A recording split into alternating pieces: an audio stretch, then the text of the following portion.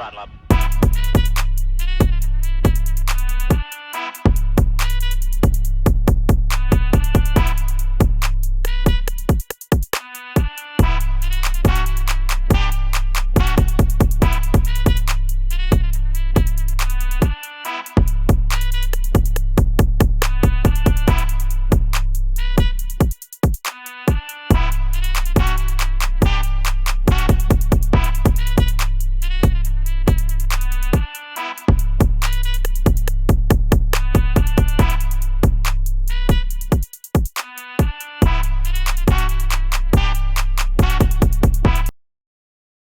SUAVÉ Entertainment. We starting this a little different, y'all. First off, subscribe to the channel. J-Bro SUAVÉ up in this. Who you be? I'm Rashid. Okay, cool. You're law-abiding citizen. We just leave it at that. The Yes. tags will be somewhere. You'll find here. Follow us, subscribe to the page. We starting off no headphones that you see. I'm driving my rant today. New setup. He throwing it. That's how we starting. I just want to start off by saying it's hot. Yes. Yes, When it is. to the viewers at home, when his neck starts sweating, we gotta pause. We have to pause immediately, cause it's a little hot. Hands, we just wiping our hands casually every 10 seconds. But we gonna fight through. Yes, Subscribe to the channel. It's hot, and with it being hot, I just want to say we're gonna stay out of jail this summer. My man just told me a story about how jail is for nobody, and the most disappointing thing, I'm gonna just leave it at this. Jail is for nobody. It's right? not. Right. It's not. My man told me he spent a night in jail. The most disappointing part, he says, was the food that they gave is the same food they gave you in elementary school. Jail is for nobody. Isn't that crazy? And it's all a scam. They're in bed with each other. Isn't that crazy? That is wild. That's wild. I feel like, because he might have gotten like a, just a, what do you call it? A come to Jesus. He's like, yo, I can't believe this is what I used to eat in elementary school. Yo. That's crazy to think, but I can't believe it. I can't believe that, bro. So they're in cahoots, you saying? They're in bed with each other for sure. The education system and the jail systems are definitely somewhere down the line, trickle down the line, bro. They treat us the same way. They must. They're Treat us giving the same way. lunch. Bro said they threw a whole thing of hummus. Down right the on plate. line, Boom. there is a big businessman in a suit Yeah. Caucasian. operating these lunches and saying, just give them the same shit. I don't even give a fuck. The same thing. Just give them the same shit to the kids that you give to these inmates. All the processed It's stuff. somewhere down the line somebody's making that call, and that's it's no coincidence that the food, he said to the literal milk that they gave back in Same elementary hot school, milk. the same hot ass milk. Hot ass milk. That's crazy, bro. It's crazy. Some to of think. it was spoiled too. I didn't trust that milk, bro. It had the clump in the bottom, Bro. Yeah, he talking about that small box, right? The small joint. Yeah, that small Bro, there box. was one time in elementary school, I must have drank like one of them shits like a root beer or something. I drank them Johns, bro. I drank that one carton of milk. I ran to the bathroom and threw it up immediately. It's crazy. I always hated that milk. They had the chocolate milk too. And the chocolate milk, Yeah. people used to go crazy off the chocolate milk. And that shit was nasty too, bro. I think they used to put that joint in the vending machine. You know, they had the vending machine on the side in the hallway. Yeah. Like right next to the lunchroom, and I'd see dudes drink the milk that they get for free, and then go buy something from That's the what vending I'm machine. saying. Yo. Wow, nah, you insane for that, Bro, insane for that. we used to, in high school, because we was tired of the lunch. We ate it through elementary school, we ate it through middle school. By the time late high school came, we was just tired, bro. We used to go to the store across the street. This is like when you are upperclassman. You know, you are upperclassman, you get certain privileges. Right. You know what I'm saying? And that we was just tired, bro. Oh my God. Bro. But jail is for nobody. It's not. That's the most disappointing part. Stay out of trouble. It's hot, and it causes people to act up a certain way, and y'all just Don't punch any walls. Be responsible and stay out of jail this summer, Yep. please. We starting off the podcast like that. Rashid, how you doing though? How's life, man? Man, I can't complain, dog. It's life is busy, but it's good. I don't really got much complain other than the bills. Student loans really get to you, but man. you know, we living, we Talk chilling. about it. Another day, another episode. So I'm definitely excited to be here, man. Yeah. How you feeling, though? Everything is it's crazy you say bills because adulting is like, oh my, it costs $150 to go outside. For real. like on some shit. For real. Especially in New York.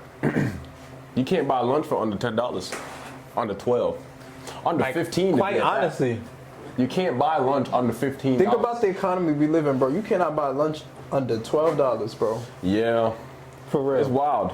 It's wild. Because the tax be wilding too over here. It's wild. Apparently, we're doing great though economically. Are we? Shit, Who not my said that? pockets. Not Who my said pockets. The news. My account don't reflect that. Not at all. Not at all, man. Nah, It's crazy to think you live for for 15 straight years, bro, not paying any bills, not worried about anything, and as soon as you turn 21 to 25 to 30, everything start hitting. They don't teach you how to transition. You feel what I'm saying? It's so funny because, like, bro, even when you're making, say, a solid amount of money, say you have a solid salary, like, I feel like I make okay, you know what I'm saying, with what I do, but like when you like make above, you know what I'm saying, let's just say 70K, that's like considered in the modern adult world a solid amount. You know what I'm saying? Yeah. Even when you're making a solid amount, bro, the funny thing is like you still feel it. In this economy, bro, it's so vigorous, bro. Yeah. You still feel the effects. Yeah. So it even reminds me to this next topic I have here, bro. This whole you saw with B. Simone online recently. Yes, I did see that. She was in an interview. Yeah, let's talk about that. We're gonna talk about that. She was in an interview voicing to this lady about how she's struggling financially, bro, and how it's just been very hard. Yes. You know, especially I can't remember everything she said, but it's just been, you know, doing everything on her own. Yeah. She's not doing exactly the things she was doing before, so it's had like somewhat an effect on her pockets and stuff like that. I got a different opinion. She was crying like, and the funniest part that the internet found about it, and Me Too included, was years ago she was the same person talking about how she wouldn't date dudes who work 9 to 5s. And that was a really big thing on the internet, bro. Mind you, most of those dudes, or majority of those 9 to 5ers, are the most secure. You know, when you think about it, most of those 9 to 5ers is secure. 9 to 5 don't mean working at a gas station. Yeah. You feel what I'm saying? So I just want to congratulate somebody like B. Simone. Real quick. Yeah, go ahead. I really want to congratulate somebody like B. Simone for being a woman who's decided to finally stop lying to herself. And like, women be lying. These women today, what they want, most of us would probably say, like, to an extent, these women are lying to themselves with the expectations of what they ask for in men. To where somebody who had those standards, like in a B. Simone, is now in tears because she's really seeing how hard it is out here, and she's probably seeing that no man is coming. Remember that whole shit? How I need a boyfriend. Right. That was her whole marketing shit, bro. Maybe she's at a place now where she's realized that no man or nobody is coming to really save her. So some of the entitledness behind her words of I wouldn't date men who work 9 to 5s or anything like that. It's kind of real irrelevant at this point, clearly to her. Yeah, the thing is, and I kind of I have to commend her to a certain extent because people do having the realization. Yeah, people do have epiphanies. Well, you think she has the realization, or you think, do you think that she, because of that video, she now realizes that what she was saying previously she probably does. Wrong? She probably already sees it on the internet, number one, but she probably does. She probably does. And listen, I have to applaud her, even like jokingly, but I do have to applaud her in a sense because people do have epiphanies, bro. People do have a change of mind. People do have realizations of past thoughts that they may have had. Yeah. And it takes a real life experience to humble you, bro. And this is my message. It's not even about B. Simone. It's just about like how all of us want certain things in our life. But to an extent, we do have to humble ourselves a little bit. Yeah, you know what I mean? There's power in it. I absolutely, I 100% agree with you. And I think one of the biggest things that I took away from that is that really nobody's really coming to save you. And I think us men are the ones who learn that way earlier than women do. Because it is true. Because the world caters to women more. Exactly. Nobody is really coming out here to help you. You have to really go and get it. You know what I'm saying? You have to really go and figure it out. Regardless of how long it takes you, you have to go figure it out. You know what I'm saying? And listen, it's also kind of sparks the message for me of like, there is just power in being regular. You know what I'm saying? Like, all of us like try to create this like image sometimes, especially in this time of having more than what we really have. Yeah. Because of the influences of social media and things like that. But there's very much power in being regular, all to the fact of we're all on this earth just living, and nobody, rich or poor, has their life 100% together. Yeah, man. Everybody bleed blood. You know what I'm saying? Don't matter what tax bracket you really fall into at the end of the everybody day. got problems. Nobody got their life 100% together. You know, and another thing that stood out to me, and not to like make fun of her, is like, yo, H&M really ain't a bad place to shop. It's not. I mean, shit, I shop in Goodwill.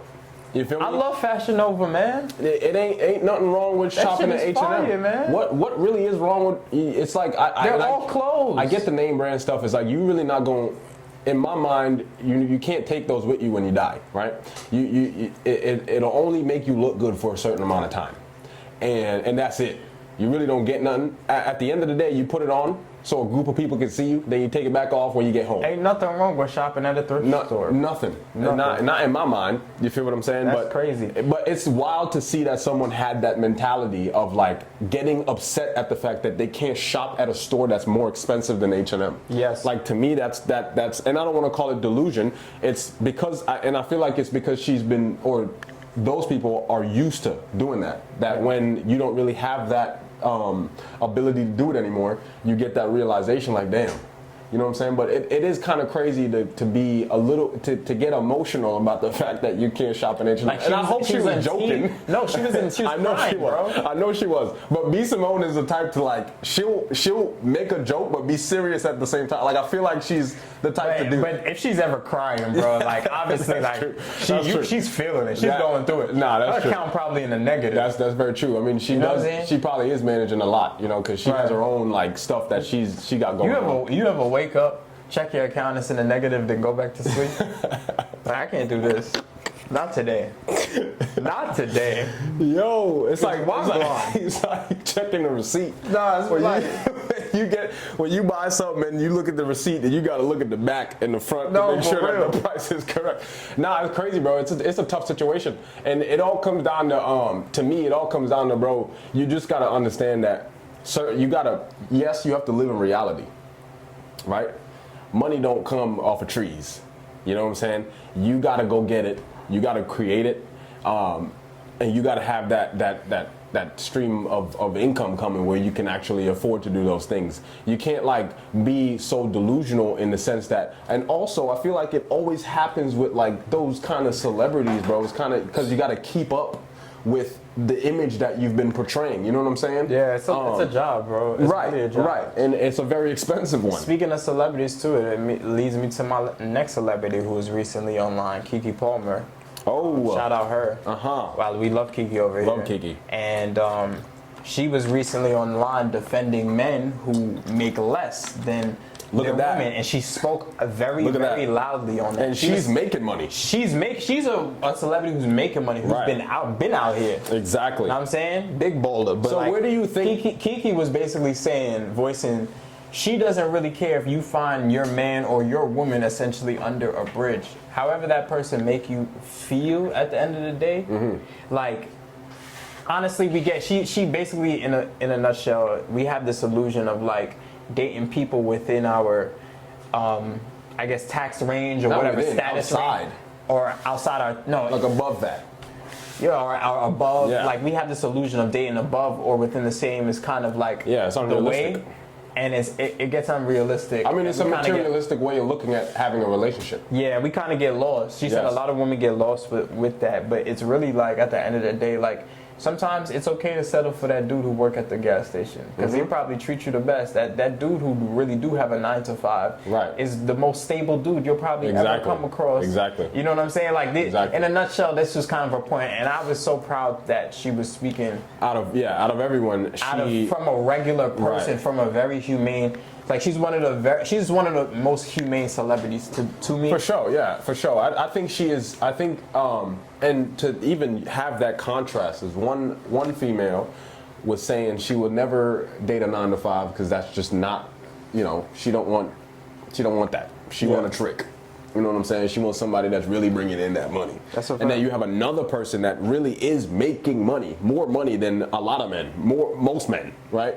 Making more money than most men, is saying that a 9 to 5. There's nothing wrong with a 9 to 5. There's nothing wrong with dating someone who's not getting paid as much money as you, because it doesn't. At the end of the day, it really doesn't just come down to the financials. Right. You feel what I'm saying? Everybody's somebody's everything, bro. And a relationship is complex. It's not just you make money, I make money, let's get together. You know what I'm saying? Right. That's not how it works, really. It's really just a dynamic of reciprocation that really keeps a relationship going, bro. Yeah. You pour into that person should be pouring into you. It's communication. It's all of that. I mean, and we just live in a crazy world now where like you can be delusional about anything and everything. No word, and it's like normalized. Delusion is normalized. You used to be able to be delusional about like something that you're working towards. You know what I'm saying? Now you're delusional about everything. Right, and that's the problem, because we treat feelings like they're facts in today's time. So that's where the delusion, I feel like, really lies in a lot of what we live in, bro. It's I feel like it's we're all trying to get it, bro, out here. Well, this is why we record, because we bring you some real stuff. Yeah. We talk about real shit, and you can't make some of this stuff up. You really can't. For example, speaking of, I can't make this up, bro. They just out here in New York dropping new insects, and I can't really fathom this. You know what I'm saying? I was eating lunch, my pizza slice in the park just yesterday, bro. One of these new dropped insects, like it's a single, landed on my pizza box. Plow.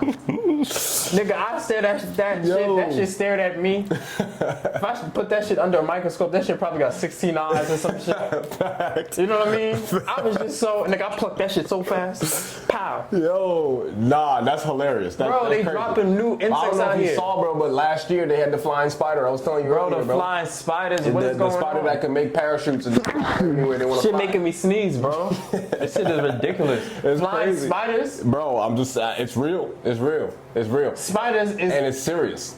Spiders is now courting birds. they just mixing them together. Flying spiders? Oh, don't get me mad. It's crazy. It's crazy. We gotta talk to whoever be dropping these. Oh my God. Who be doing it, but we gotta talk to them. But speaking of, chill out, God. You mentioned single. Yeah. I'm glad you mentioned single, because I wanted to bring it to music for a little bit. Yeah.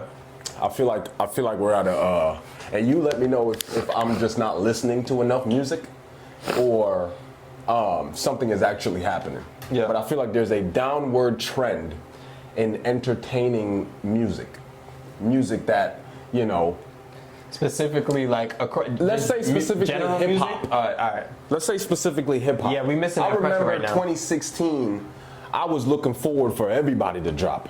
And every time somebody dropped, I listened to every single album through and through, every tape through and through. I'm not doing that nowadays. I can't do that nowadays. And if I try to do that nowadays, what do you call it? I guess you can call it my attention span, or just my interest is not happening right now with the music. Yeah, we miss it. We miss Am I tripping? No, you're not tripping. We missing pressure out the game. There's no pressure for real with a lot of the music that's coming out. There's no real authenticity. And think about it. We now in July, bro. Pretty much. And what major singles can we really like talk about up to this point that's really taken over? Not much. Albums that's come out that's really taken over. Any projects to really like, I'm really trying to think so far. I mean, we could talk about new artists. Like what major artist that's really dropped? Not really. No, you know what I'm saying? Like, I mean, I could say Don Toliver, but that he's not in like my my view of music. You know what I'm saying? Like, Yeah. I'll listen to a song or two, but it's like Tory Lanez drop. He's still Nigga, Tory's in jail and he's dropping. He's dropping more than y'all. Right. Free Tory. But it's like, I don't know. I mean, Lil Wayne drop. That was a flop. You feel what I'm saying? Oh yeah, that was. And is it like are people's attention span, like, you know what I'm saying? Or I think this. I mean, it's been going on for years, but this has been a shift, bro. And I feel like TikTok as well. Like, I feel like the app is choosing what music we should listen to. Yeah. You know what I'm saying? Like, yeah. Now that's what it's become. You know what I also think, bro? Yeah. Is also, I feel all the artists today, to me, are looking for that one big moment to drop. And listen, music is about timing. Yeah. But when everybody's kind of waiting for like this big moment so they can have the biggest reception possible, it kind of takes away from like the demand. Because I'm thinking, bro, there's so many people. There's Corday, there's Jack Harlow, there's Sean, there's a lot of people, bro. There's a lot that like, for example, right? I'm sorry to cut you off. No, go ahead. Cardi B, she just came out with a new single. Shout out Cardi B, right? Yeah. She's coming out with an album supposedly, but now supposedly, allegedly on this album, she got the same singles that she's been releasing for the past 5 years on the album. What is that? Is that a contractual thing? Like, I'm trying to figure out, like, because they're all signed. The money, the upsong. Why? I'm hearing that these songs are gonna be on this upcoming album, and it's just like, why? Why would you? I'm trying to figure it out. It has to be something with a contractual agreement with whoever you're signed by, and I feel like maybe because, bro, think about it. Corday was dropping last year, right? I think he dropped 2 tapes, or maybe 1. Jack Harlow dropped last year. Yeah. And now they're on a hiatus. A lot of them are under contract. Like, so they have to make certain albums in a certain amount of years. Or they can't make albums in a certain amount of in a window. They can't make anything in a window. That's what I'm thinking. Yeah. Because, like, I feel like if you're an artist and this is something you love, bro, you be dropping. You feel what I'm saying? No? Okay, it's a lot of nuance that we might not be able to speculate. You're absolutely right. Yeah, it's good points, bro, that you bring up with that. Like, I can't even. The thing is, though, bro, I can't, like, and maybe it is like an attention thing, because we're now engulfed in the internet and fast, quick. You know what I'm saying? You can't listen to one song for 3 minutes, 4 minutes. I remember when I used to. I mean, I'm able to sit down and listen to an album and every song being 3.5 minutes. Yeah, when albums were over an hour long, bro. Now you're getting 56 minutes for 15 songs. 35. No, sometimes 35 minutes for 15 songs. Crazy. 15 songs for 35 minutes is a run through. I'm gonna say, bro, that's like 10 interludes. That's nothing. 15 songs in 35 minutes. Those are all interludes. All of those songs are no more than 90 seconds. Crazy. And that's really how music is today, all bro. Intros. The best songs you hear today, right, are fucking just 10 quick. seconds long. It's quick. And they make you run it back like, wait. But then again, can you blame the artist? No, I feel like the artist figured out that people nowadays, or the next generation that's coming up, they don't want to listen to songs that long. No, they want something catchy. It's definitely been a pivot, bro. You feel me? Pivot, for sure. Man. What else you got for though?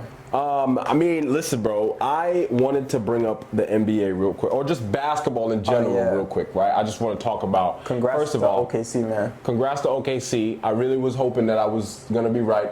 I know. I'm glad they proved me right. I really did. I know that, but I gotta say though, this finals was pretty. It was pretty interesting. It was very interesting. The Pacers had nothing to be down about. Let me say. No, they don't. They did a phenomenal job, I think, and they all played well. Oh my God! Like everyone played phenomenal. And I think I was saying this in the last episode. Everybody was complaining about how the Pacers, every other night, somebody turns into Michael Jordan. And they're like, bro, come on, man. Like, give us a chance. Like, every other night, somebody turns into Michael Jordan. They don't. But it's just an analogy to say they got a lot of dogs. Right. A lot of people that will really be the number one guy. Exactly. I mean, Halliburton was out, and they still put up a fight. You feel me? So They're a fighting team. I'll give them credit. I'll give them credit. They beat my Knicks. They're a fighting team, bro. Shout out to Shea. And shout out to Tyrese too. He had a phenomenal playoffs and speedy recovery too. Also noticed while watching somebody talking about how there were so many Achilles injuries in this NBA playoffs. Yeah, what do you think of that? I don't know. Maybe it's conditioning. Because I was watching the video of how all of them tore their Achilles, and it's literally just trying to push themselves off to run, and it ripped it. I mean, it could be age. I mean, Dame is what, 36?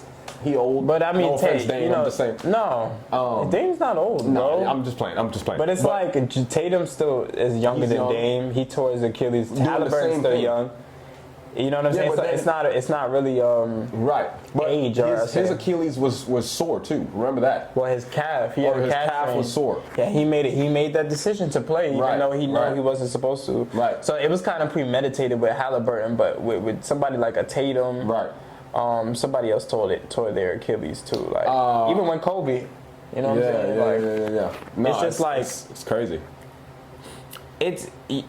Doctors do say that your Achilles after some time does get a little like ruptured with all that running and jumping and shit like that. Yeah. But I mean, you think about it, Halliburton how long has he been in the league? 5 years now? Yeah, it hasn't even been that long. So it's like, it's really not, I don't really know what to blame it on. Yeah, very true. I mean, it might just be coincidence that this year, 4 players tore their ACL in the playoffs. That is crazy. Yeah. But speaking of, I'm sorry, go ahead, bro. My fault. No, I was just gonna say it was a very entertaining playoffs, and I definitely enjoyed watching this year's basketball. Can't wait for next year though. Absolutely, see what they got. Bro. See what they got going on. I was gonna add. Yeah. This going around the internet. What you about to say? I think I know. The WNBA. Oh, WNBA. They're talking about Angel Reese and Caitlin Clark. What's the beef now? So the whole situation, right, is that anything bad that happens, Caitlin Clark gets blamed about it often. And anything good that happens, or not that. They hold Caitlin Clark accountable for most of the stuff that is happening for the WNBA right now than they do to Angel Reese, right? And basically saying there's two sides. One side is saying Caitlin Clark is box office. She's bringing in numbers. She's bringing in a lot of people to come and watch her play, and I don't blame it, right? What she's doing is what Steph was doing in 2016, right? Just throwing up them shots and making all of them, most of them, right? Now they saying Angel Reese right now, right? She's getting a lot of criticism because she's not doing as well as she's supposed to be doing, or that people think she's supposed to be doing, right? What people aren't talking about is the fact that the WNBA is actually gaining traction because of these two players. One is very prolific. She plays point guard. She's the facilitator. She has the ball more than Angel Reese does, right? Angel Reese, yeah, I'm sure they said that she plays point guard, but she's more of a forward. She's getting all the rebounds. They have highlights. You know how they have highlights of, is it Draymond? They have highlights of Draymond missing all his layups or kicking dudes in the nuts. Mm-hmm. They have highlights of Angel Reese not making any layups. Right? I've seen the clips. Right? So it's kind of like in my mind, it's kind of like, yo, Angel Reese is a great player, right? And what I don't understand is why is there so much uproar about these two players when we should be, like gallivanting about the fact that now women are getting the viewership. Right? They're getting all the viewership now because that's what they've been arguing about. And now they're trying to separate these two players and put them in their own boxes. And I feel like that's making the sport worse than it should be. And at the same time, you're getting more views. You are going to be getting more criticism because of the amount of people that are watching. You feel what I'm saying? And it's just like the NBA. How many players have we critiqued? How many players have they critiqued on TV. You feel what I'm saying? So it's like, why are we getting so upset about being critiqued? Yeah, yeah. You feel me? But yeah, I wanted to bring it up. I don't know I don't know if you pay much attention to the WNBA. I see some of the gander that goes on. You feel what I'm saying, bro? I'm gonna say this too, because Angel Reese, I respect to you, sister, and what you've established yourself to be as a figure in the basketball world and everything. But Caitlin Clark is without a doubt, bro. She's the baller. She's the biggest reason why the WNBA is on the map as it is currently right now. Angel Reese, yes, has had her mark in her own way, but it's a difference. And I think when people get out of their feelings, and when you're really talking basketball, we talk about in the male and the guys in the same regard, right? Even worse. Like, who is the big dog right now? Who's better than whom? Right now, objectively speaking, I would say Caitlin Clark is the better player than Angel Reese. And that is okay. It's not to say Angel Reese is trash. I'm not going to say she's trash. No, I do think not. Angel Reese is a little underdeveloped as far as professional goes. Right. But she still has some time to go. Like, I want to see her get to a place where she's dominating the league and figures it out. You know what I'm saying? Yeah. But Caitlin Clark right now is clear. She's figured it out already. And her team is winning. So of course. She's figured it out already. Yeah. She's figured it out quicker than Angel Reese. And that is okay. There's a reason she's in all these commercials, and Angel Reese isn't in as many. You know what I mean? Right. It's a difference. Right. And when people can really separate and get out their feelings when talking comparisons, bro, like, I see the logic in people's gander, but I don't see the logic at the same time. My thing is at the end of the day, let these ladies play ball. Right. Stop the politics. Stop the outside. Caitlin Clark is going to ball. Angel Reese, I hope she don't get to a place where she's caught up in the gander and it gets in the way of her playing ball and performing the way we want her to see. So I'm gonna just say it like that, man. It's competition. It really is. I just love competitiveness. I also like a little bit of animosity. You know what I'm saying? Like not in the sense of like they should always just be disrespectful to each other. But bro, if I'm playing against you, you're not my friend until the game is done. And let the competition thrive a little bit. When it's Angel Reese versus Caitlin Clark on a scheduled night, like, let that shit thrive to what it's supposed to be. Like, that competitiveness. That hasn't really been in the WNBA like that. There's never been a rivalry like how it's been in as far as the WNBA goes. So, like, let it happen. And as long as it's respectful competition, like, who's to say they don't talk in private? Like, just to have their own rapport. So you know, people are going to do what they want to do as fans and even as media sometimes to antagonize one and not the other. But let these ladies play ball, bro. Let these, you know what I'm saying? Agreed. And I wanted to transcend the conversation since we're talking basketball. I wanted to respectfully transcend this conversation into this sudden Kobe slander that's going out around the internet that I'm not really feeling. I'm not really feeling. We talking in reference. This damn fly, bro. He's a part of the show now. Yeah, like, you're not a guest, bro. But we talking in reference to Gil's Arena comments that were recently spoken on his podcast, and Tracy McGrady's comments in regards to Kobe and what he would have done if he was able to play with Shaq, pretty much. And Gil got on his podcast, basically saying that, trying to imply that T-Mac at his peak was probably the bigger threat than Kobe. Pretty much saying, like, because he was, and of course he used him being in the league as a backup, like, you just had to be in these locker rooms and see. There was like, we were trying to form game plans for T-Mac, and there was no game plan. With Kobe, we had a certain game plan, but that was basically the argument going around, and people on the internet reacted very harshly, and I didn't react harshly, but I didn't like this gander at all, especially from two former players. And I just need to quickly verbalize this Kobe Bean Bryant we talking about. And I don't remember this gander when this man's soul was alive, right? So I think it's sometimes funny how people sometimes let off their opinions about the dead after they're gone. because this was not the gander I was hearing when Kobe being Bryant was alive, and I just think we need to be reminded and sometimes humble ourselves. Even if you were a professional, even if you did play in the league, we as fans don't have to play in the league to know the impact that Kobe being Bryant had on something like the NBA. We're talking that Kobe Bryant and the NBA just went together. Right.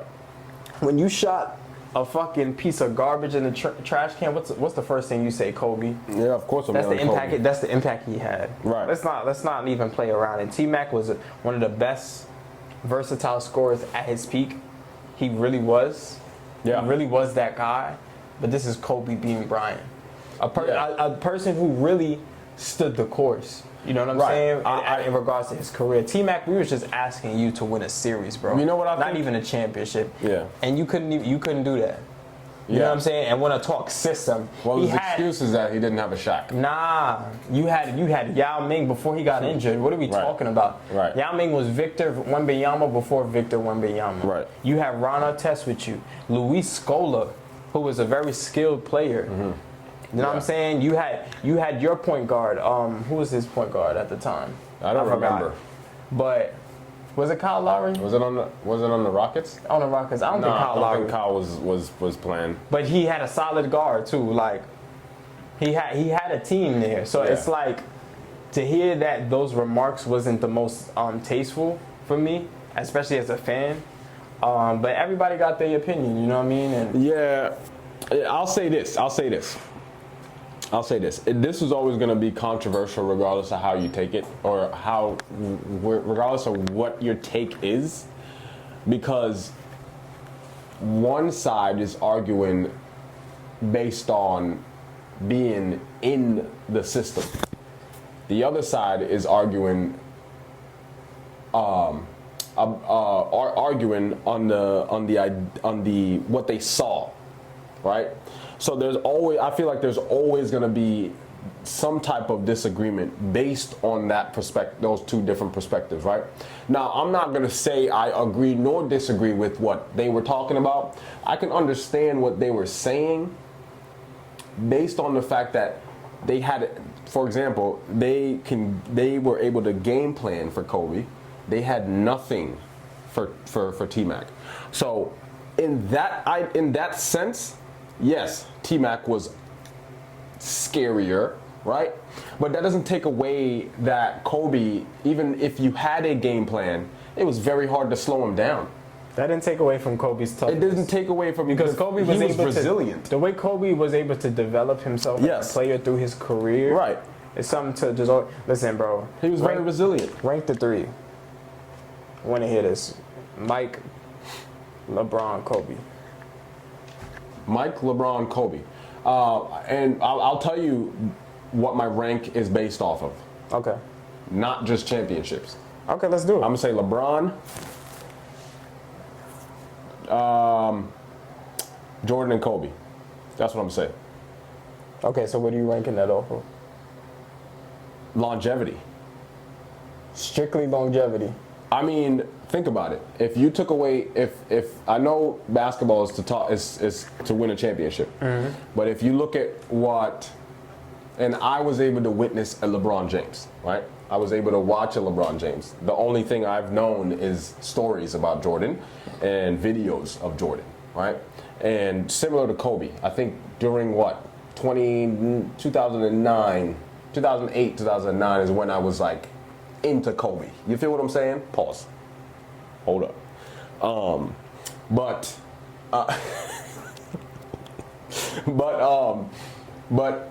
that's how I rank it, because that's based off of my own experience. I'm not putting championship in it. Obviously, championship, you'd have to put Jordan up there because he did it three times or 6 times, 3 in a row. You feel what I'm saying? So, but outside of championship, I'm giving it to LeBron. I mean, look what LeBron has done for the league itself. You feel me? Look, he's a billionaire from basketball. You feel what I'm saying? There's no controversy with LeBron. You've never heard anything controversial about LeBron. But no, specifically as a player though, because we know LeBron. As a player, I'm saying LeBron. LeBron, Jordan and Kobe. That's how I'm ranking it, right there. Fair. Just strictly basketball. Fair. I might have to switch up that order on you, bro. I'm not. Let me know. Yeah. I'm not gonna lie, and this to me is based off of. I'm gonna walk you through my reasons. Yep. But this was my personal ranking based off of the analysis, the time I put into this analysis. I went through highlights. Obviously, I grew up watching Kobe. I witnessed LeBron. I didn't witness too much of Jordan, so I had to do a lot of homework, right? I kind of, even as a kid, I've always would see Jordan highlights. My dad, he has all types of Mike Jordan tapes that I would watch early as a kid, so I was always familiar and impressed with Mike's game, bro. But we talking basketball, bro, and this is again overall everything combined, because most people in the basketball world will probably have a LeBron James, right? Yes. When I talk this argument, especially LeBron versus Jordan, I have to talk timing. And I'm going to come back to this, but the ranking for me is Mike, Kobe, Bron, bro. Okay. And it's not to take away anything from, because they're all greats. Personally, most people statistically would probably have Bron over Kobe, and I understandably so. But I had a conversation with even with Jordan the other day on why I have Kobe over Bron, bro. You know what I'm saying? They both at this point played around the same amount of time. Kobe 20 years. Right. LeBron's about to be in year 23. Mm-hmm. So they're around the same range. And I'm going to get to LeBron versus Jordan in a second. But when you look at, to me, and we know LeBron has won championships on 3 different franchises. We know LeBron is the all-time leading scorer. And we acknowledge all the statistical accomplishments LeBron has had. I just think when you look at the course of Kobe's career and the test of time that he's translated his game through several eras, through the injuries he's been able to play through the course of his career. He's had injuries head to toe, and look how we talk about him, right?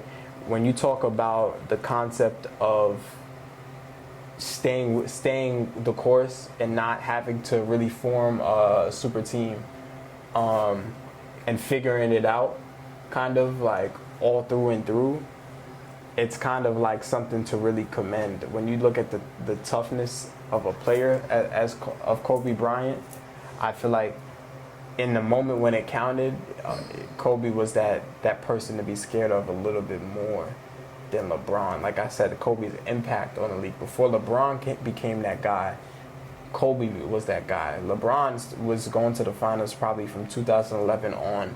But before that, it was Kobe pretty much in most finals before LeBron. So for me, personal favorite, being that Kobe was also my first favorite player, I have Kobe over Bron. And I do also, of course, consider winning in championships. Kobe does have 5. You know what I'm saying? And 2 of them were really from the not from the mud, but he earned that shit. You know what I mean? Right. It was a team. It was a super team in Boston that was built around to beat not only Bron but Kobe, and they did beat him. And Kobe came back and won. You know what I'm saying? Right. So it's a lot of, but to LeBron and Jordan. And I know I'm ranting. I'm gonna try to keep this as short as possible. I was telling Jordan, when you talk LeBron and Jordan, I have to consider time, as in when you're comparing them. Yeah. LeBron is up 10 years on Jordan, right? The fact that we talk about Mike Jordan the way that we do, and he's only played a measly 13 years. Correct. Oh my God, that's something for me. That's something to give points for, because look at how we still talk about him. Even if you have LeBron over Jordan, look how we still talk about Jordan in the amount of time that he played in comparison to LeBron. Tell me if Jordan was able to get 20 years, where he would be at statistically. You telling me he wouldn't be as close to Jordan? And again, I know LeBron's the all-time leading scorer, but when you're up 10 years, that's the kind of things that's the kind of math that maths on its way. But Jordan, by the season, was a better scorer than LeBron James. It's no question. Me and Jordan went through each season for Mike. Mike only had about one season where he averaged less than 30. You're not telling me nothing about buckets. You're not telling me nothing about, like, Mike's game was just so direct to me. Yeah. And if you're comparing the two, I don't even think you're comparing the two because they're not even the same type of player. No, you can't LeBron's compare. actual parallel to me is Magic Johnson. LeBron is a more athletic Magic Johnson. He's really nothing like Jordan offensively or in any style play for real. Jordan was just straight at you every time. Jordan took what you gave him, but he made the decision so quickly, bro. Jab, shooting that mid range. If he's posting you up, and you give him that outside shoulder, turn around, fade. You know what I'm saying?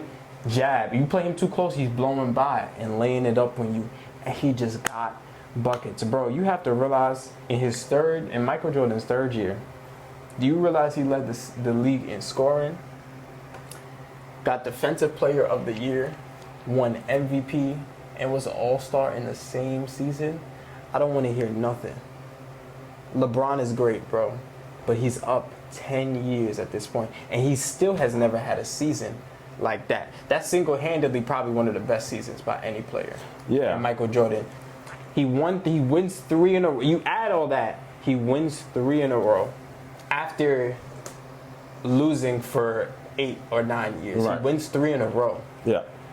Takes 2 years off by choice to come back and three-peat again, bro.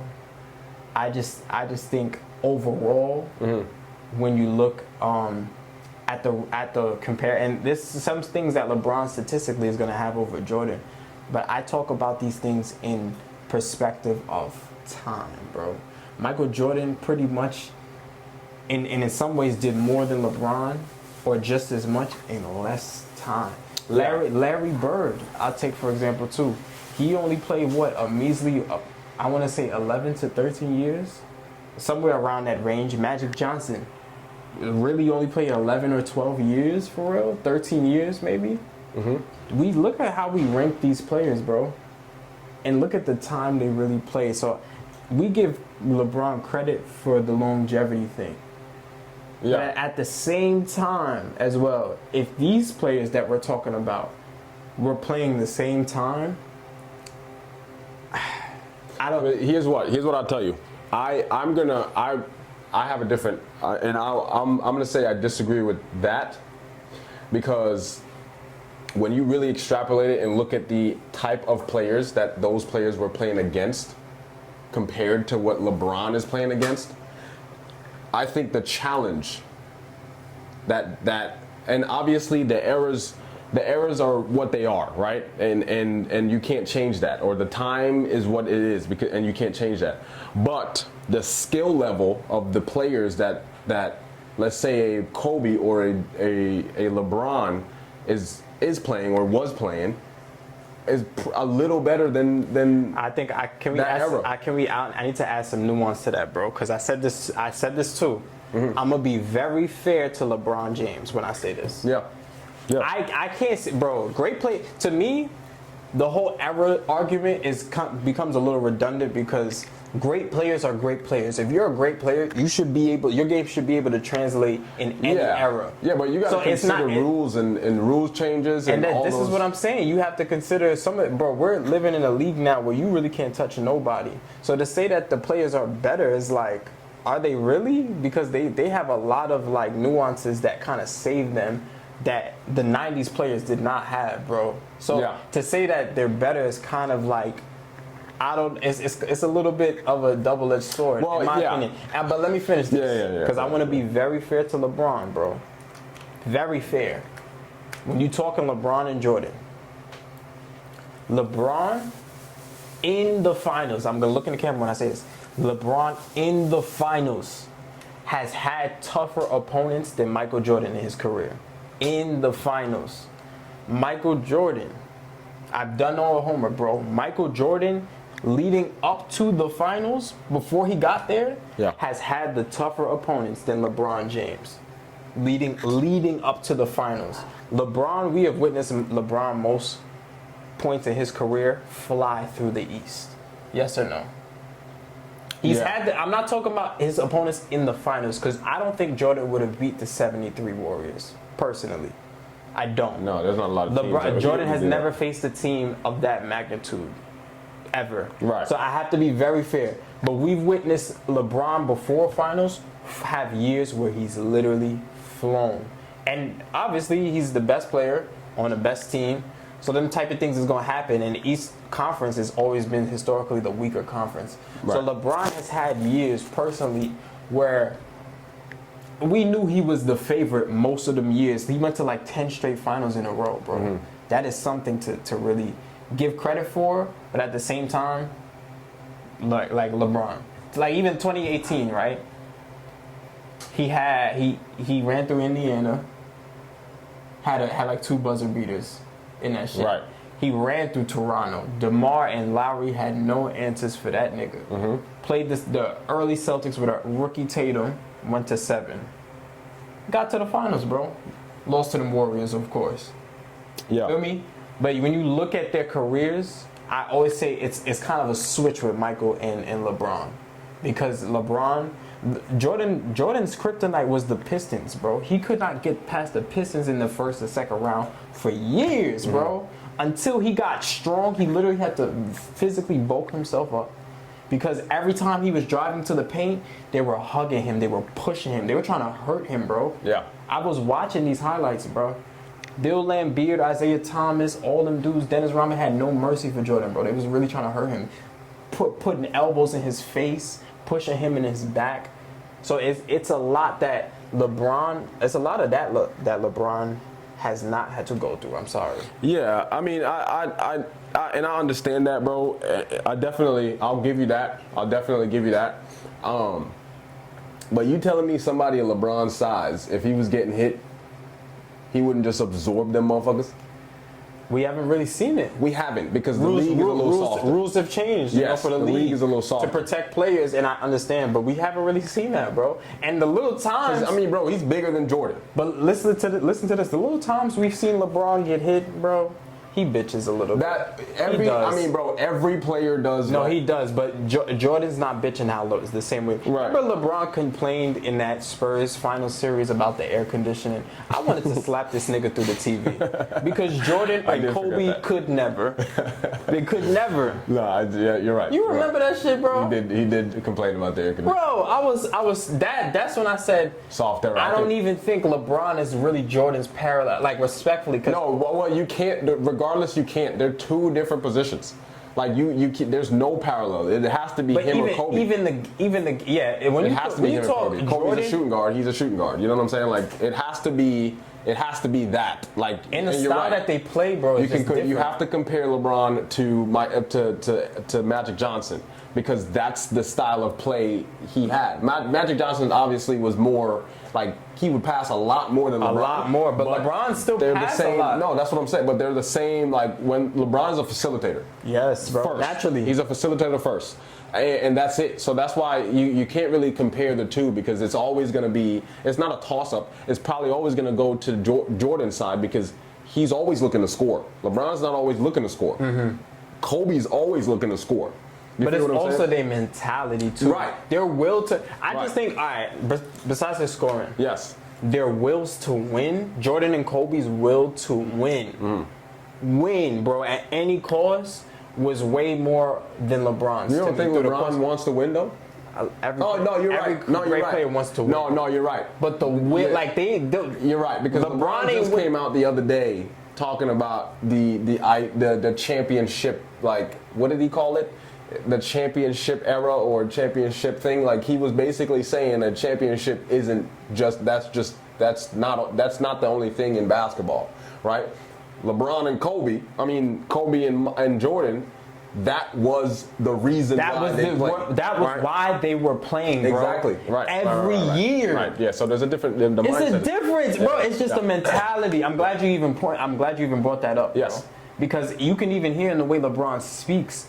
Yeah, he don't really care much. Isn't the end all be all, right? Which is contradicting because he's come out on several occasions saying he just wants to win a championship. If he could just get another champion, so that obviously is the most important thing. But whatever. Yeah. But Jordan and Kobe's will to win to me is something that I haven't seen in LeBron because I grew up watching LeBron too. You know what he was alluding to, bro? He was alluding to the fact that because he was talking to Steve Nash. He was talking to Steve Nash. He was alluding to the fact that you can't just use championships to prop up players. There are other great players that you could prop up as well that didn't win a championship. That didn't win a championship, like AI, a Steve Nash, who else didn't win?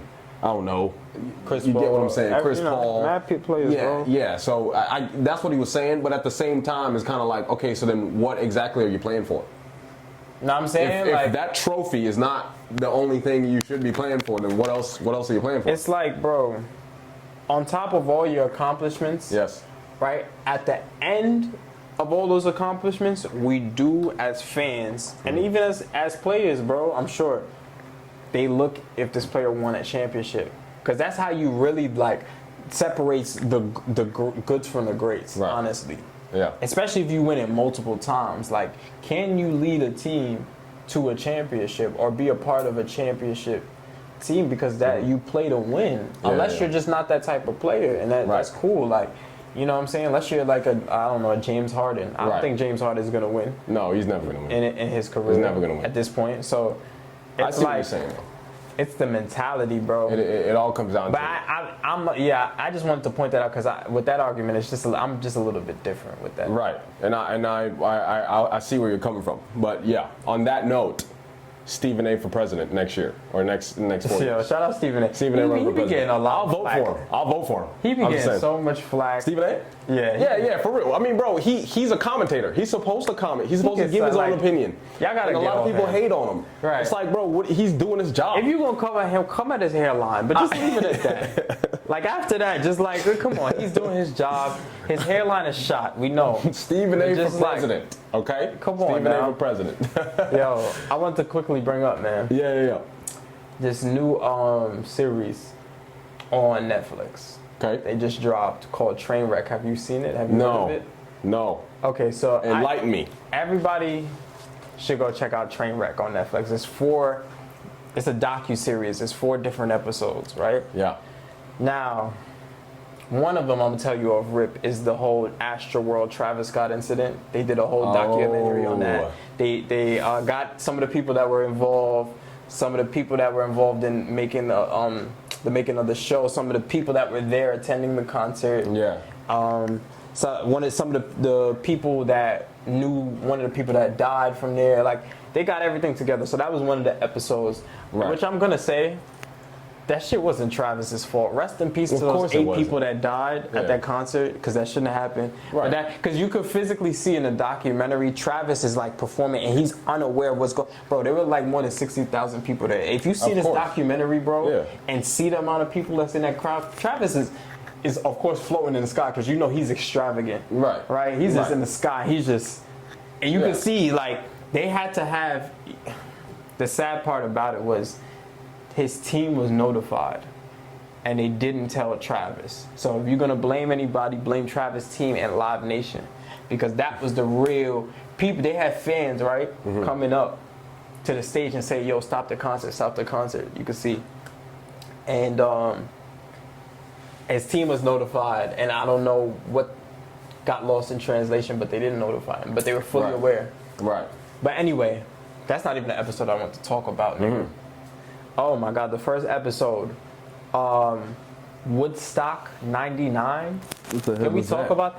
Nigga, I never heard of Woodstock before this shit, and I'm not into rock music. But Woodstock is this really big rock festival that used to go down back in the day, bro. Some of the biggest rock acts, bro. Word. They showed, so the original Woodstock, let me give a backstory. Original Woodstock was in 1969.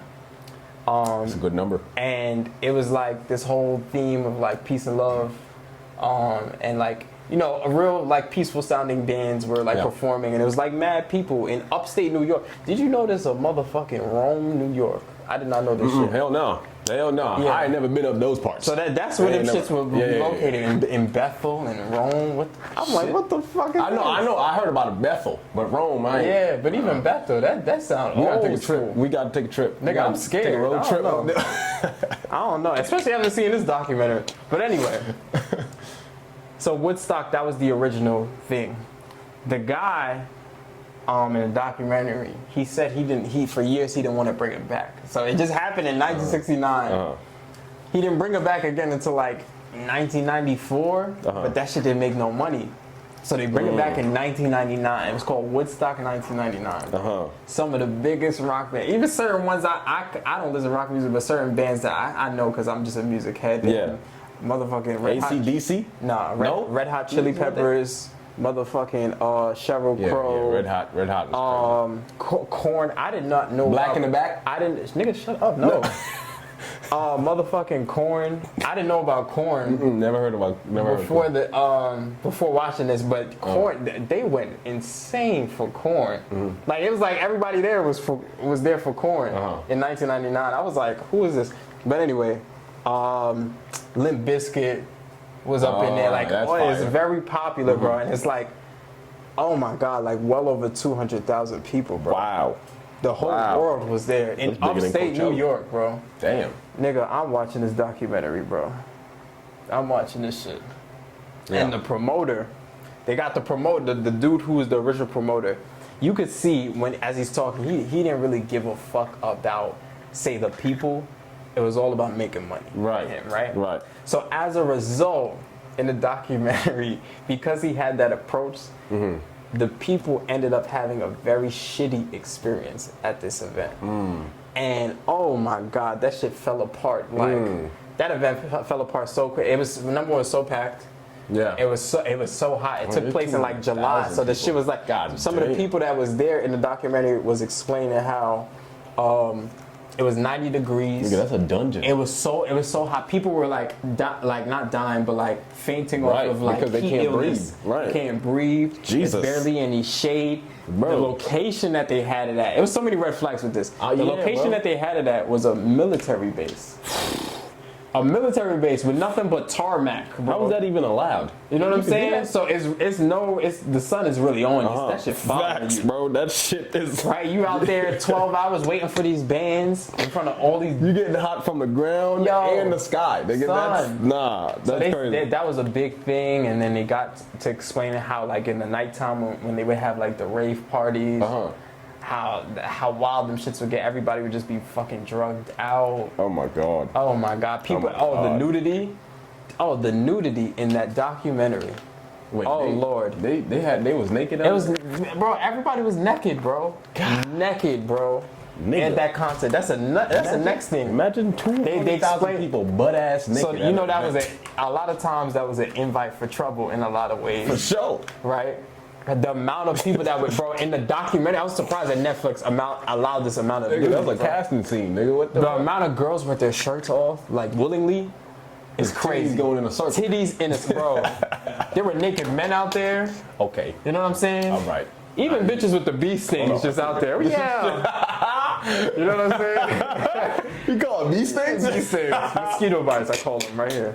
You know what I'm saying? They had them shits over their head and shit. I ain't got nothing to show. Wait, hold on. I got a question. Yeah. Did they ask the girls to do it, or they just? Bro, it was no. A lot of those girls were willingly. Nigga, like, what the fuck? Everybody was drugged up, and most of the girls were just willingly just. Yo, no. Yeah. I'm just imagining, bro. Like, think about it. Bro. The fact that you just straight up was like, I'm just gonna put my shirt up here to show my. We're talking about Caucasian people. I love my Caucasian people. Let me just. It gotta be them. We're talking about them, bro. The documentary was no black people in there. Let me just get that out the way. Of course not. There was no black people. There was one black reporter speaking in the documentary, her experience as the reporter.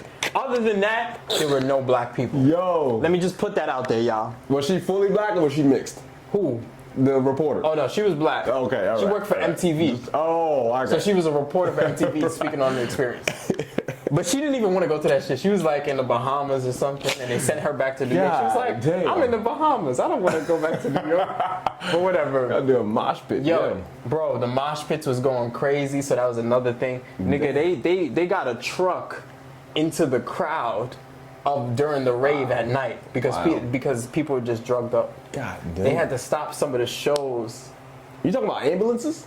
Like ambulances was Oh there. my goodness, People that's was crazy. dying. That's crazy. Not dying, but like getting hurt from Nah, the I heat. see what you're saying, right, Getting right. hurt because people was pushing them. Some people may have gotten trampled. Jesus. That was like Friday, bro. Because Woodstock was a whole weekend experience. Right. So Friday, a certain amount of bands came out. I know I'm ranting about this. Saturday, bro. They said Saturday must have been the worst day because it was hot again. It was hotter than the day before, Right. and they explained like a whole layer of trash was like nobody cleaned nothing. So all the 200,000 people that was there, you had to get through a layer of trash. They showed this in the documentary, like a layer of trash across the military base to get toward the stage, nasty, bro. So they cleaned up nothing. The porta potties were disgusting, bro. I can't even imagine, bro. Oh, and this is why probably throwing I these shits all don't over use the porta place. potties. This Nah, you fun can't fact. trust nobody. I don't do porta potties. Nah, yeah. I don't care if I'm dying of piss in my system. Yeah, I'd bro. rather pee myself, to be honest. I'd rather pee myself. I do not do porta potties, y'all. Yo, bro, you can't trust, bro. Any I've porta potties? seen someone go in a porta potty and some random dude just run and push that shit down just because. That's the biggest fear. I would never do that. That's the biggest fear in life, bro. Never do that. Hell Bro, no, like, never do that. I would just hold my breath under bleach, my whole body. Like, Bro, I imagine being in a place like that and having to use a porta potty. Bro, you have to understand the amount of people that there was, so that were being dirty, right? They weren't cleaning the shits, bro. So it's like they were opening them shits, bro. They show all of this in the documentary.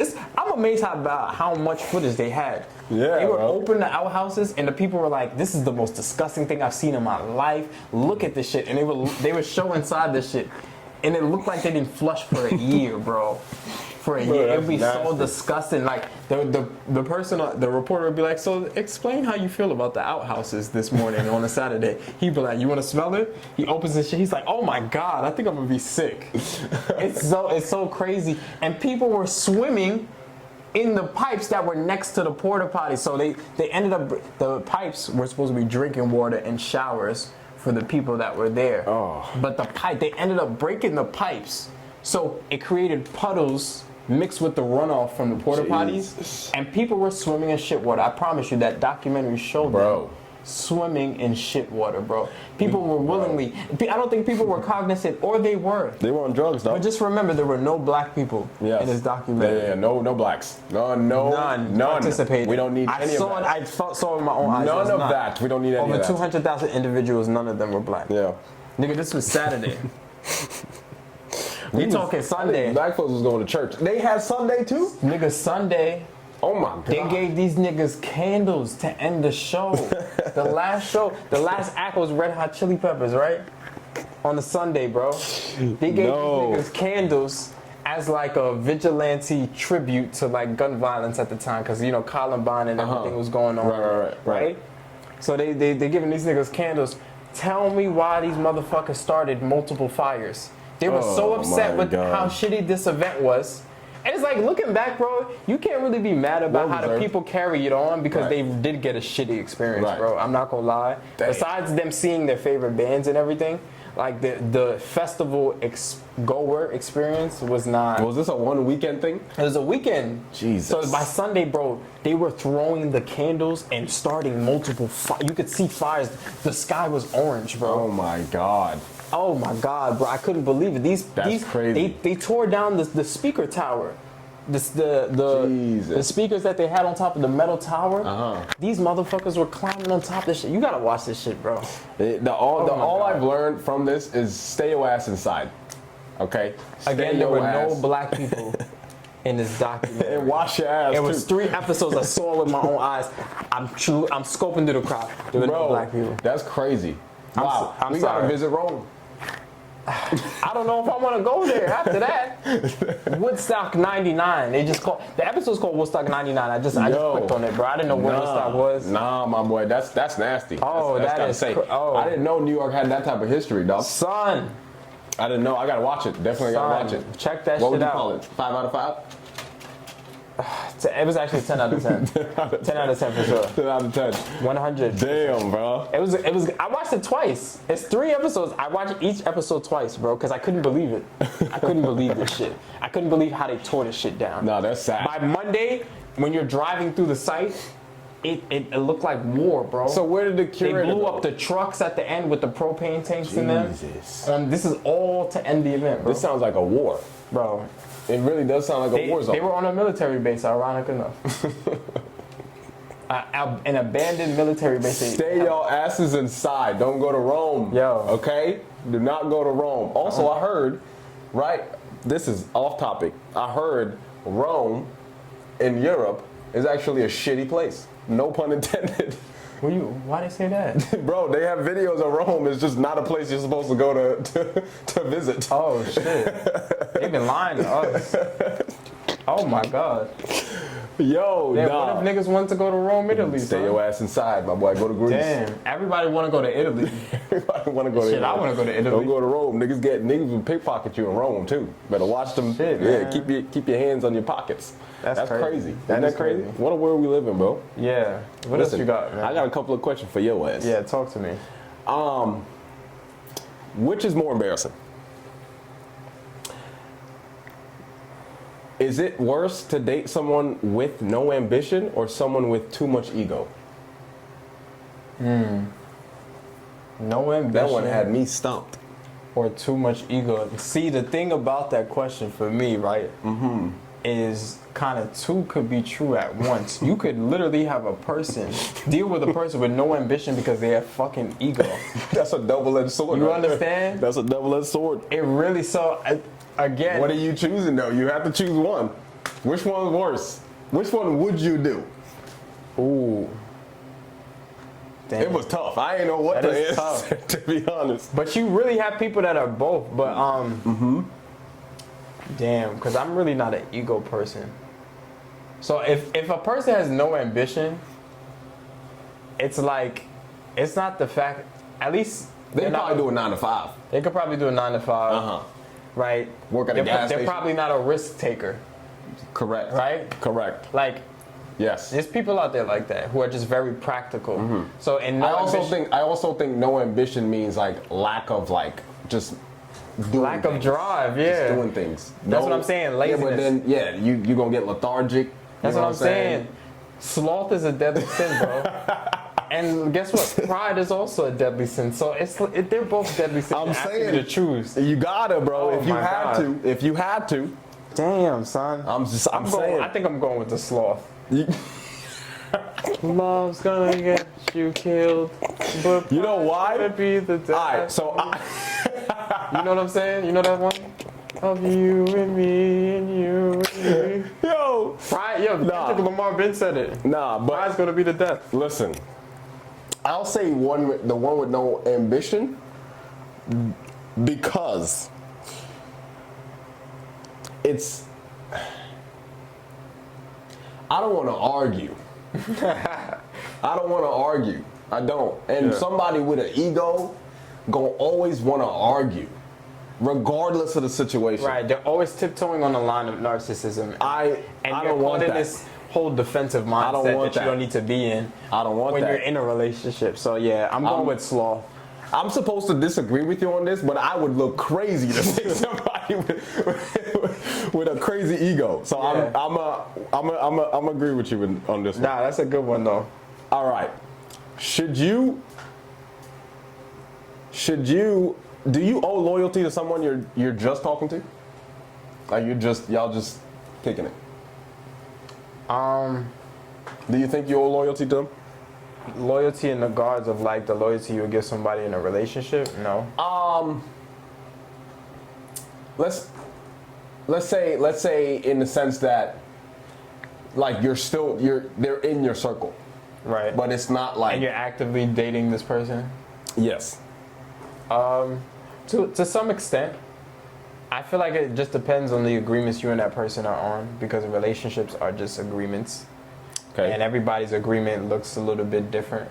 Some people's agreements, a lot of us look the same, but if you and that person, like, I feel like, especially early on in the talking stage established that, hey, I'm talking to other people, y'all both talking to other people, Yeah.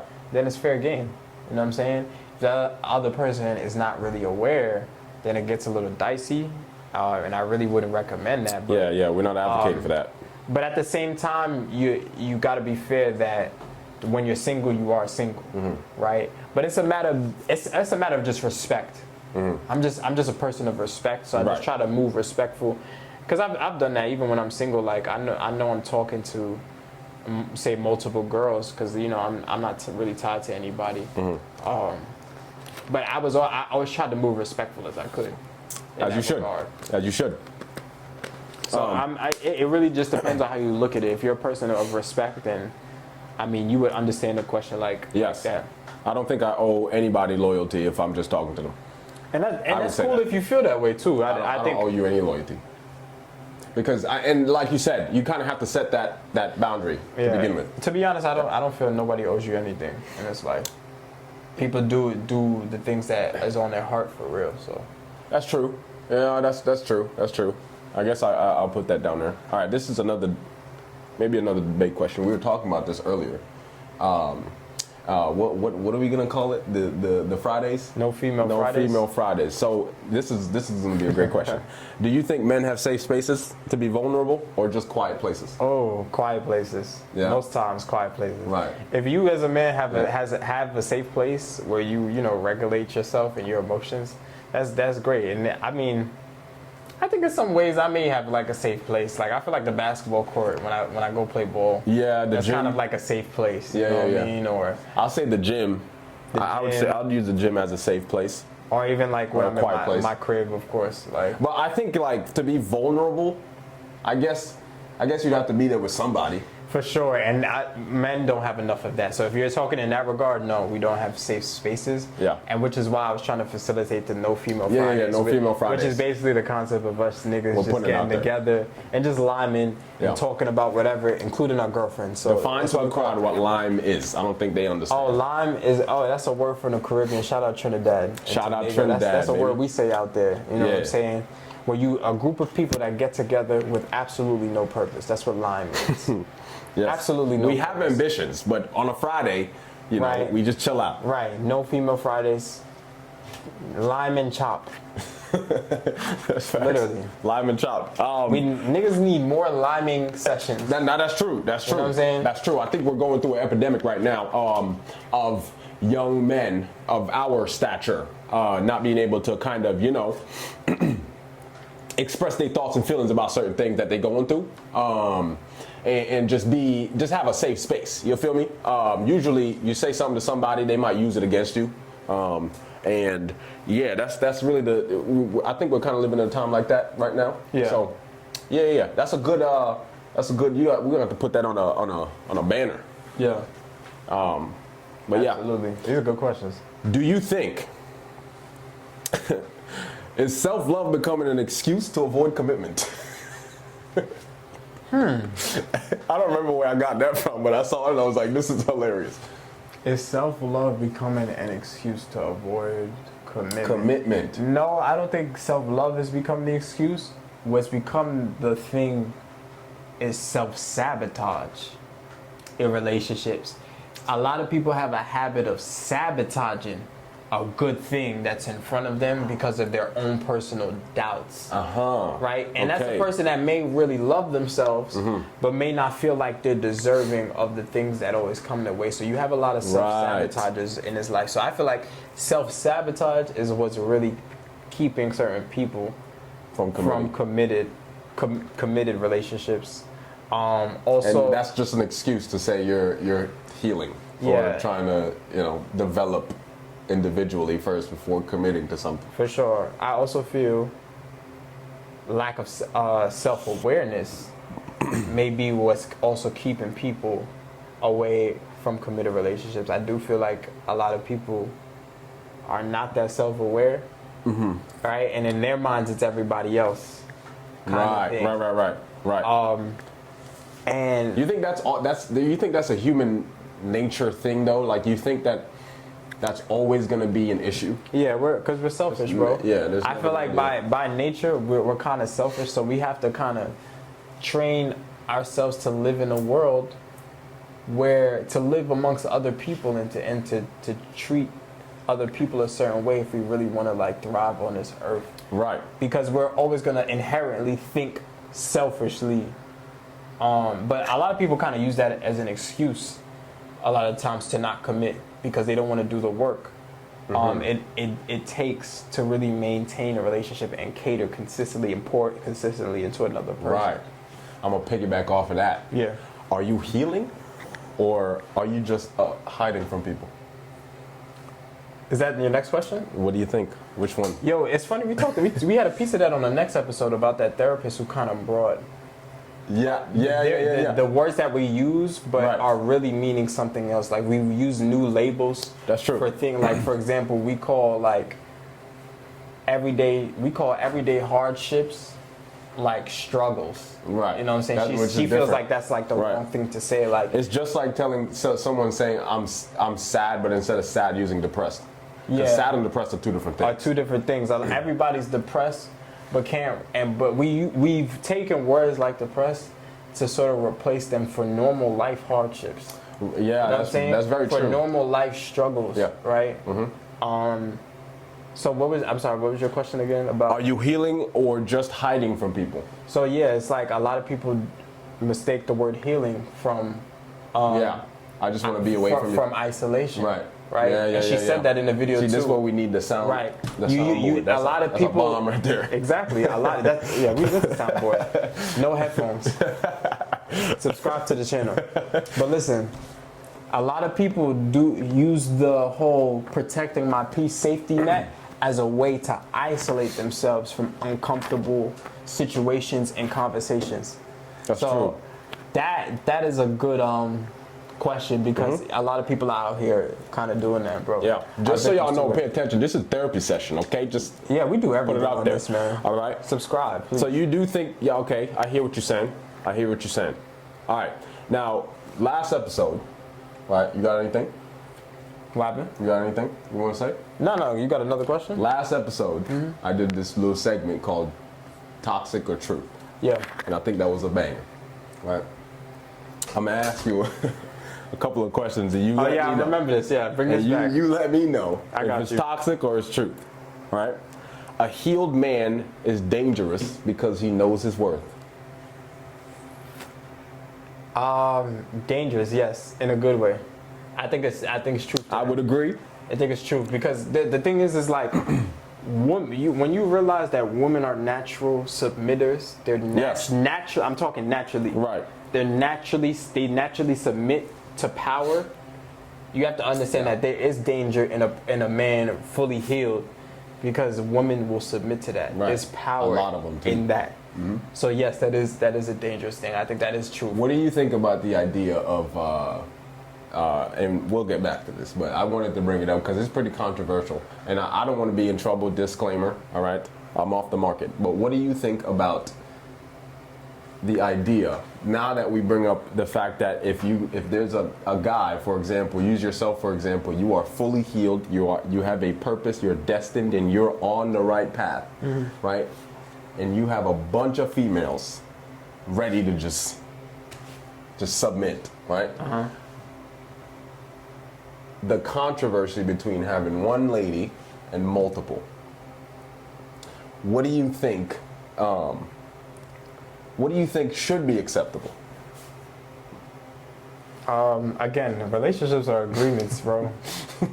That's a good answer. I don't know. It's a very good answer. He's a politician. Whatever. No, don't call me no politician. No, I'm playing. But like, yeah, whatever agreement you is on whatever lady. I feel like at that point, what you're asking is kind of up to that man to kind of like make those decisions. That's true. Because once you have the woman in front of you, the power's in your hands.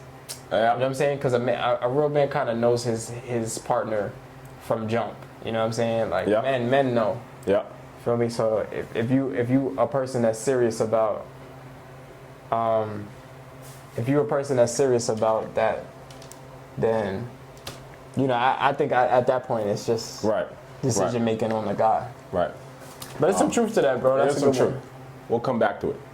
On that moment, I gotta say though, this was a great episode. Yeah, man. I want to end it off with a quick little. Yeah. Wait, let me say something real quick. Let me be short and quick. Just remember, guys, focus on yourself. Keep focusing on your journey. It takes time, right? And stay disciplined. Stay disciplined. Stay disciplined. I just want to end this off with a very quick story. We talked about it earlier, before we started recording, about my friend, my coworker. She has, and I want to tell this story to just make an overall point, so just bear with me. She has a transsexual cousin, right? A transsexual woman cousin. And she came to me and she just told me this information openly because we talk.